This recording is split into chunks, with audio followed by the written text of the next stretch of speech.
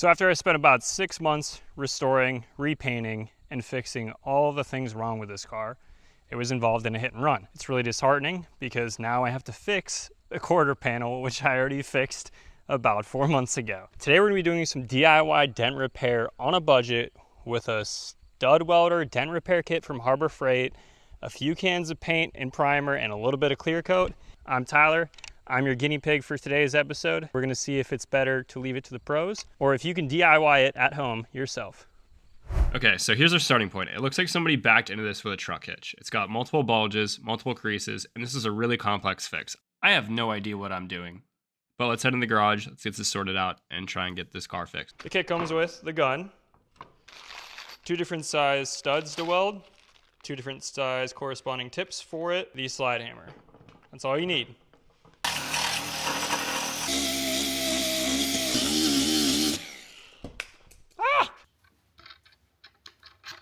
That's it.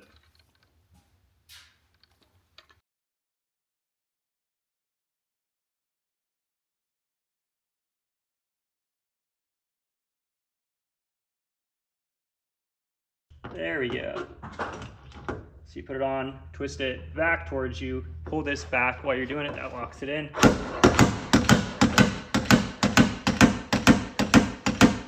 How do you get it off though?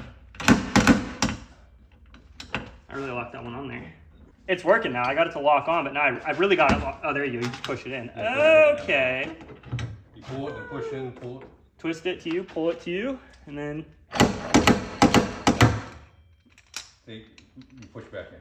Yeah. I thought the smaller one would be easier to pull out first, but I don't really know. Yeah, that's totally fine.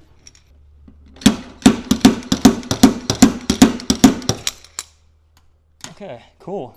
Yeah, it's starting to work. It's pulling it. It's working. Some user error, but it's working. I'm gonna keep working this little one here, and then I'm gonna move on to that bigger one. I don't know if that's right. We're gonna pull the dent out. I might have to, ow, that's sharp. That's pretty cool. That's pretty cool. I like it.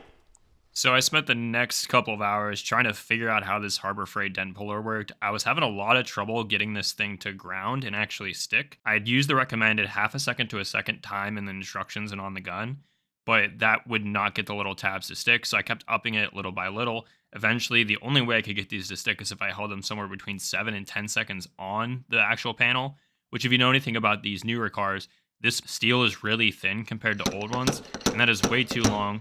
So I kept pulling the tabs off and it kept ripping giant holes into the quarter panel itself.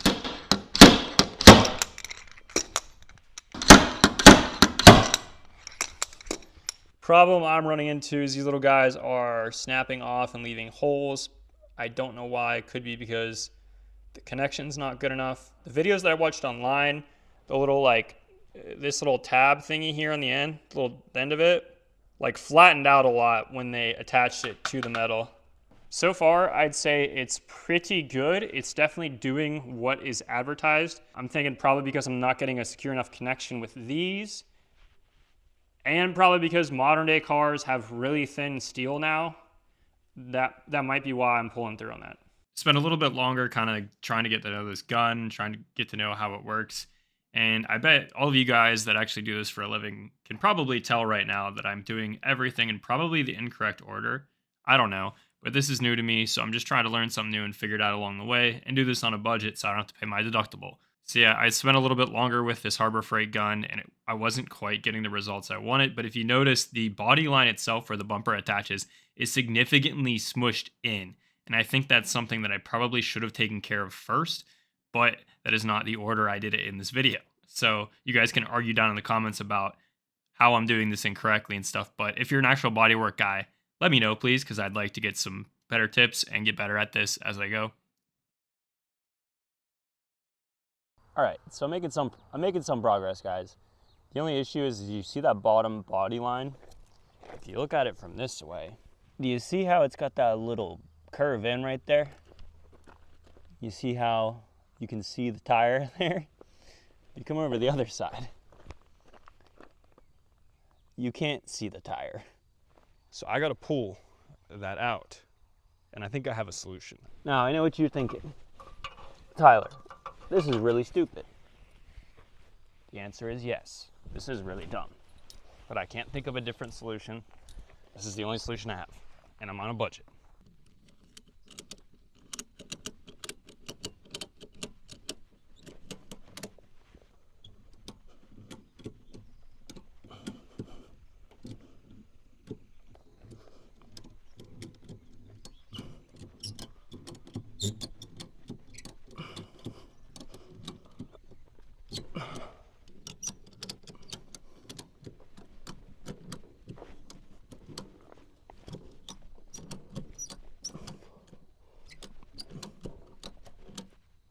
That's not perfect, but I think for what we're dealing with here, and the fact that I have no clue what I'm doing, that is way better. I was looking around online and I found this Vevor dent puller that has different attachments from the Harbor Freight one. So I bought it and I was going to try it out on this dent. I set up a nice little picnic for myself as just a fiberglass blanket so the grass doesn't catch on fire.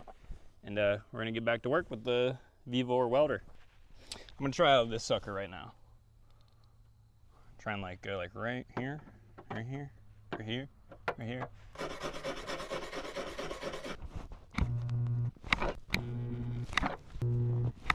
Damn it. Oh, you fucking. Okay, that one bit. I really need that one to pull out, but it's not fucking. Oh, I need these ones in this crease to come out, but it's not. I'm gonna pop these off. Safety first.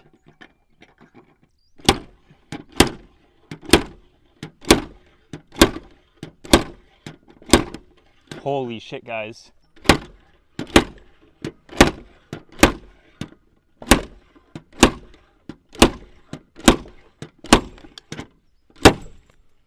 Dude, that did a lot.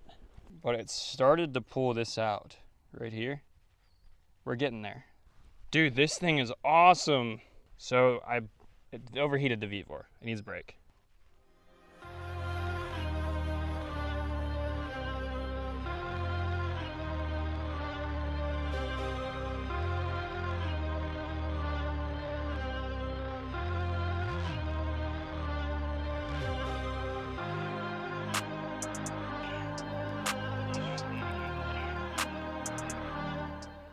I wish I would have bought the Vevor one first and used it. It's way better with the tabs on it, with the little hook fingers. So much better. Before doing the Bondo, all of these holes, that it looks like it got shot up with a BB gun. I gotta fix those. I could just be a piece of shit and skim over it with Bondo, but I'm gonna do some spot welding to fill some of these in. It's gonna take me a minute because I'm gonna have to do a little bit at a time, and I also am not great at welding. I was worried about that. I think this steel is too thin. I can't turn this down anymore.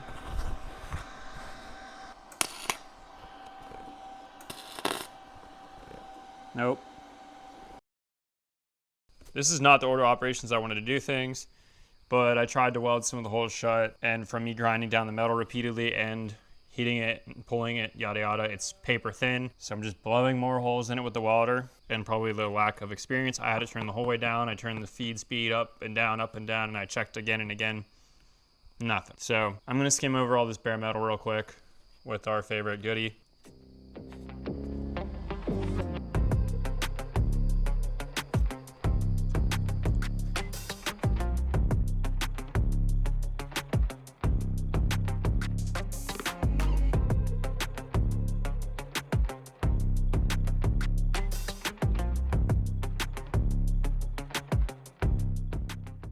All right, back for, I just wrapped up the Bondo.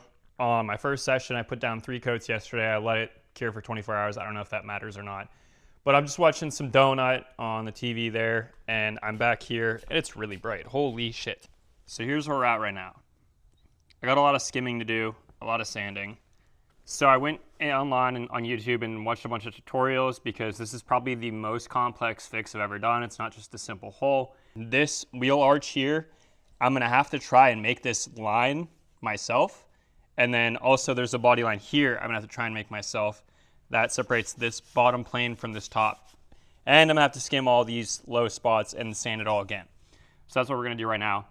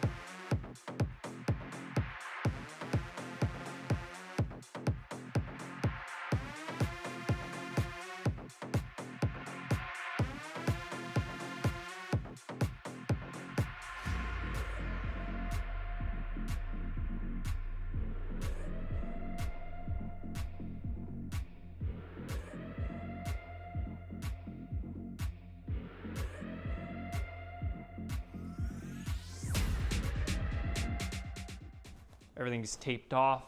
She is ready to go. I'm gonna wipe it down with a tack cloth. Then we're gonna lay down some sandable primer so that way I can sand it some more to hopefully get a nicer finish. This is the step that I usually mess up. I haven't been sanding this properly. So this time I'm gonna sand it with 600, 800, and wet sand it after before I paint. Hopefully get a better finish out of it.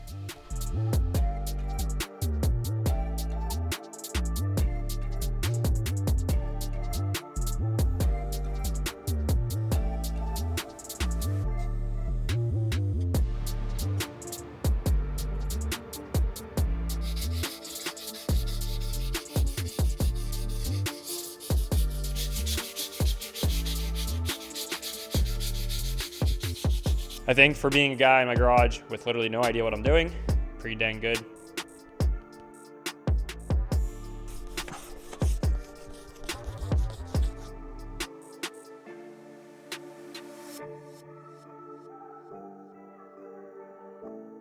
I have my paint, I have my reducer, I have my paint gun.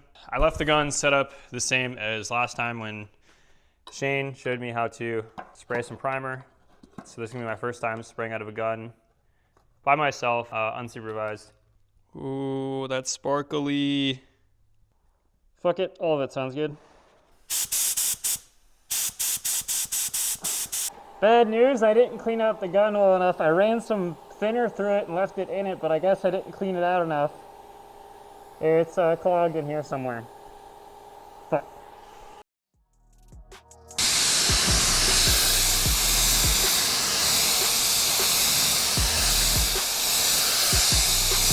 In here.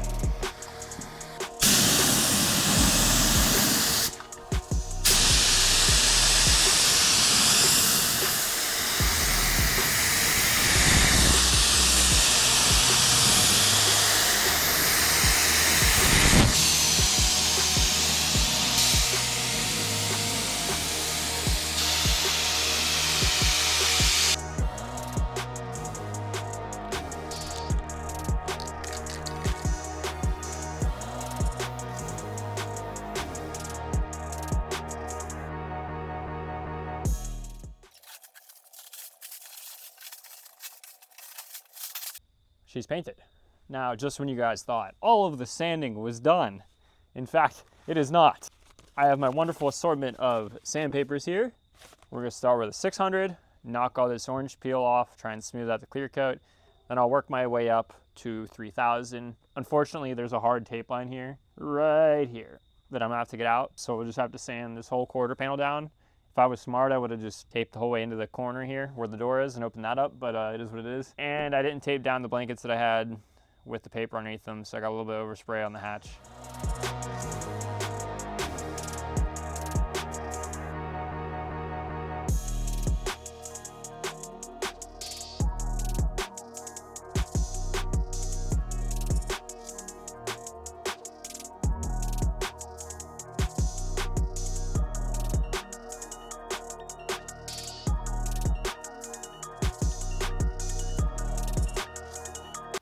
Here we are, all buffed. It's not perfect, still getting better at it. It is, what time is it? 11:12. So, this is the onboard mic, so sorry if the audio sucks. And I got a little overspray on the roof here, so you probably saw me wet sanding that and buffing that a little bit. I need to redo the roof clear as well eventually. And then I also got a hair of overspray on the fender there that I was fixing up from when I redid the headlights like a month ago. But I still need to get better buffing. I still can't quite get all the micro scratches out. Maybe I need to go up in grits to higher than 3000. And it's really annoying that I couldn't get that buckle out there, but I think I needed to pull this whole quarter panel like this way with like a frame puller. And I don't have a frame puller, so. Yeah, super shitty that somebody hit the car, but make lemonade out of oranges, right, Dad? Mm-hmm. So, another late night. Gonna go home, go to work in the morning, and I'll show you guys the car in the sunlight tomorrow at some point when I get to film it.